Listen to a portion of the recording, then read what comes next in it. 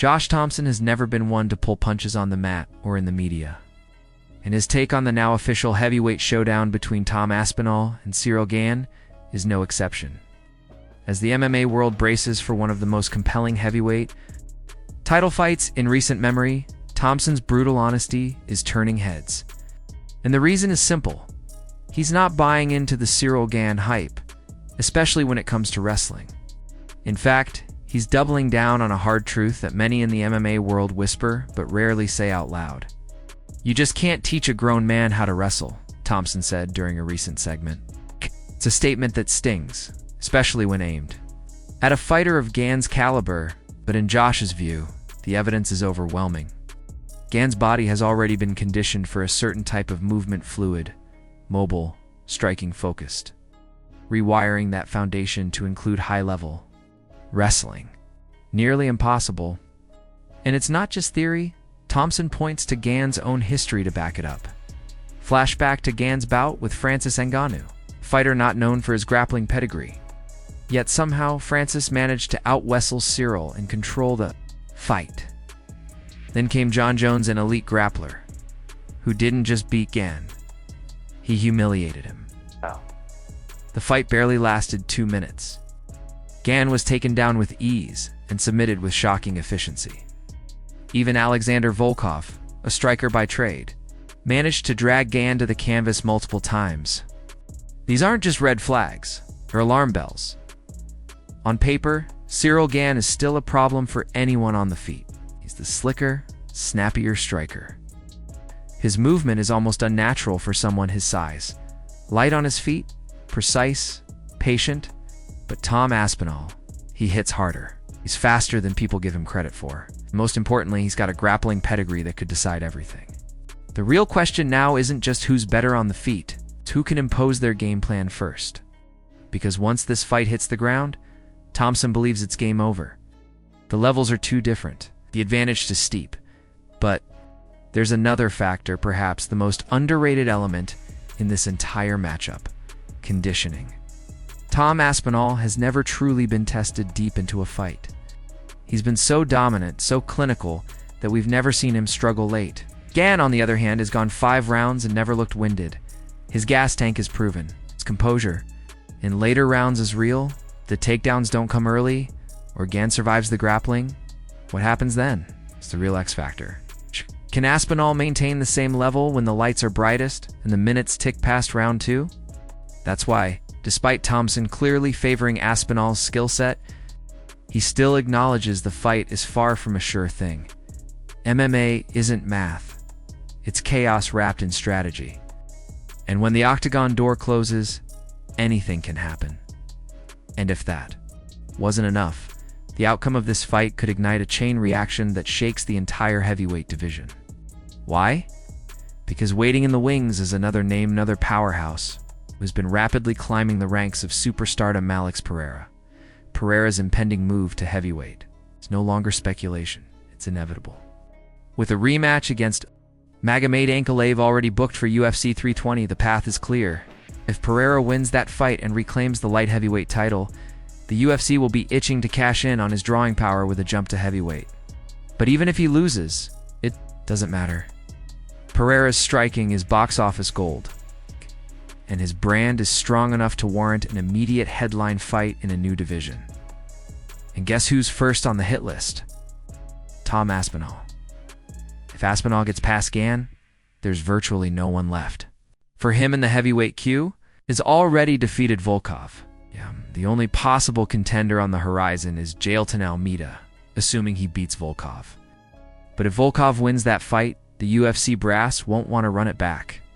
Which leaves one clear, lucrative, fan-hyping option: Pereira versus Aspinall. This wouldn't just be a clash of styles. It would be the ultimate striker versus grappler narrative. It's a violent chess match. Pereira, the deadly kickboxer with granite fists and ice-cold composure. Aspinall, the dynamic grappler with terrifying top control and deceptive speed. And if you think Tom would stand and trade just to prove a point, think again. He's made it clear he would rugby tackle Pereira straight to the mat and suffocate him there. It's smart. It's strategic. It's realistic. But now, things get even crazier. Because let's say Pereira pulls off the unthinkable and beats Tom Aspinall at heavyweight. Suddenly, the UFC has a dream scenario on its hands. Alex Pereira versus Jon Jones, a mega fight years in the making.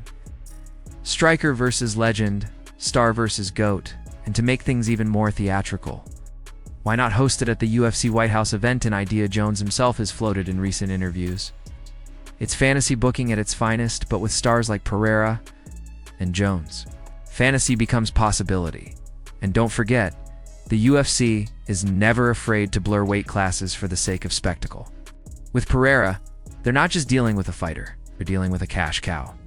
The UFC isn't building him up for fun, they're angling to slot him into a belt opportunity no matter what division he's in. Meanwhile, back in the present chaos, the storyline is rich with drama. Josh Thomson's commentary stings because it's true. Ciryl Gane is still trying to become what Tom Aspinall already is, a complete fighter, a force on the ground. And even as Gane sharpens his striking and movement, his defensive wrestling remains an open wound. Thomson says he's seen this movie before.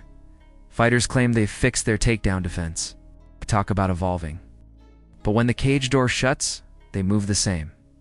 Their bodies revert to old habits. And those habits don't win championships in a division ruled by wrestlers in chaos. Tom Aspinall, by contrast, is a monster in transition. A hybrid. A heavyweight who moves like a middleweight and wrestles like a welterweight. The fact we haven't even seen his full gas tank is terrifying. If he can manage his pacing, if he doesn't rush in, and if he forces Gane into his world, it's over. He doesn't need flash, he just needs a grip. And from there, gravity takes care of the rest. And while we're on the topic of rising tensions, let's talk about another bubbling food. Khamzat Chimaev's camp versus Ilia Topuria. It started as a quiet storm, but now it's exploding into full-on warfare. Ciryl Gane, one of Chimaev's teammates and a rising star himself, just fired verbal missiles at Ilia, calling him irrelevant and openly challenging him to a street fight. He even said if things got physical, the Dagestani crew, including Team Khabib, would obliterate Topuria without hesitation. Harsh. Absolutely, yeah. But this isn't new for Ciryl. He's no stranger to chaos. He's even boasting about past street brawls with Khamzat. What makes it even messier is that Khamzat and Ilia have been friendly in the past. They've shown respect. They've even messaged. After fights, so Ciryl's sudden outburst raises serious questions. Is this personal? Is this strategy? Or is there something brewing behind the scenes that fans don't know about yet? One quote from Ciryl stood out. Topuria never shuts up. Koi's running his mouth about Umar Islam, all the Dagestani fighters, talking like he wants a street fight. He has no idea what he's asking for. It was raw, emotional, and deeply revealing of the simmering disrespect. And just when you thought the drama couldn't escalate any further, Israel Adesanya jumped into the fray with his own spicy prediction. Jack Della Maddalena will knock out Islam Makhachev. That's right. Former middleweight king is calling for a finish against one of the most dominant fighters in recent years. And this isn't just patriotic bias for a fellow Oceanic fighter. Izzy claims that Della's coach predicted the KO, and he believes it. He says Islam won't be able to hold Jack down, and when Jack finds his rhythm, it's game over. Even Khabib Nurmagomedov chimed in, calling Jack one of the toughest matchups of Islam's career. He went as far as saying JDM is a bigger, more dangerous version of Topuria. True, that could mean Islam is finally facing his greatest test. The fight game has never been more chaotic, more dramatic, or more exciting. From heavyweight chess matches to lightweight grudge wars, from tactical grappling dominance to ego-driven street threats, the UFC's on fire right now. What do you think? Does Tom Aspinall roll through Ciryl Gane? Will Alex Pereira make a legitimate run at heavyweight gold? Could we actually see a Jon Jones versus Pereira mega fight? What's really going on between Chimaev's team and Ilia Topuria? Let us know in the comments below. If you love staying updated with the wild world of MMA, like, subscribe, and buckle up, because it's only getting crazier from here.